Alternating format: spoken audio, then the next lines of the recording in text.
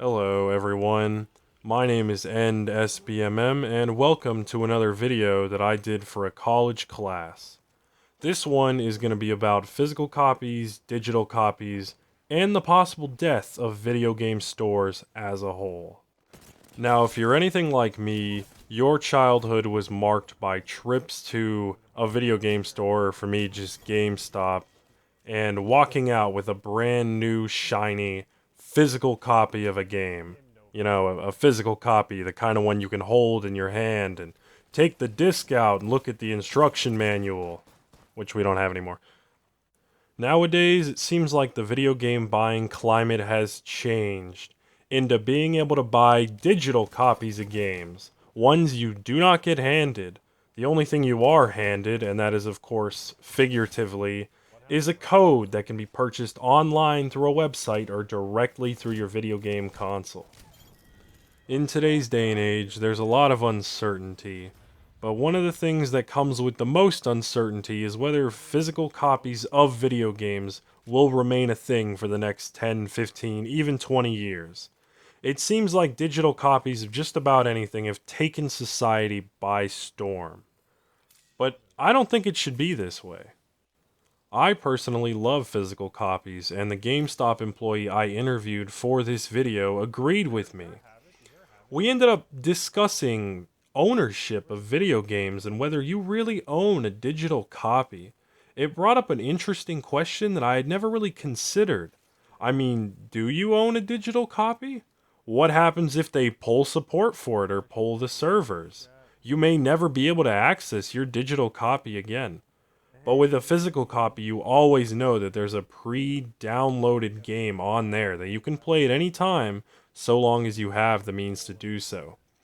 On top of that, that physical copy has resale value, which I think is appealing.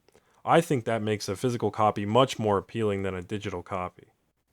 Despite the allure of a shiny digital copy, there's a lot of things that stand in its way for the future.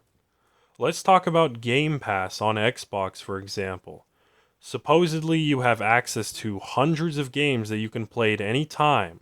All you have to do is download them, nothing else. And speaking of that ease of just being able to download them whenever you want, let's talk about digital copies and how they let you skip out on the entire buying and selling process entirely. No more driving to the store just to get harassed by the employee, GameStop, as I'm sure some of you are now thinking. Well, that's exactly what my friend Donovan had to say when I interviewed him for this video. I brought it up in my introduction that I submitted for this video, that people are likely avoiding physical copies because they don't like being harassed by a salesman. And Donovan brought that exact same point up when he was talking about why he prefers digital copies. He hates going to GameStop and being harassed to sign up for all these different things that the GameStop employee will list off. The irony in that statement being that GameStop actually makes a bulk of their money from all the stuff they get you to sign up for. So for my friend Donovan, GameStop is ultimately killing its own market by trying to survive. It wasn't all digital for Donovan though, which caught me off guard.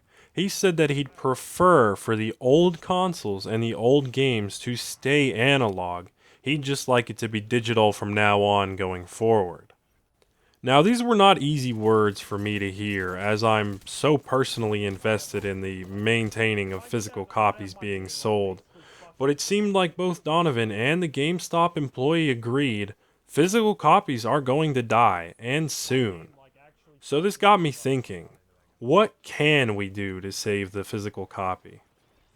Well, there'll always be the collectors like me, but unfortunately I'm in the minority on this one.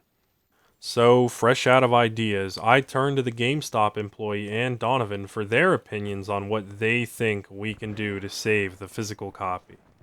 The GameStop employee initially touched on the content drought that we've been in. Because of other world circumstances, we haven't really been getting a lot of games. He believed that that might help with the content drought. He also brought up an interesting point that I didn't see coming. In his opinion, GameStop needed to make itself into a place where people don't just come to buy games, they come to hang out and have a good time and interact socially with other gamers.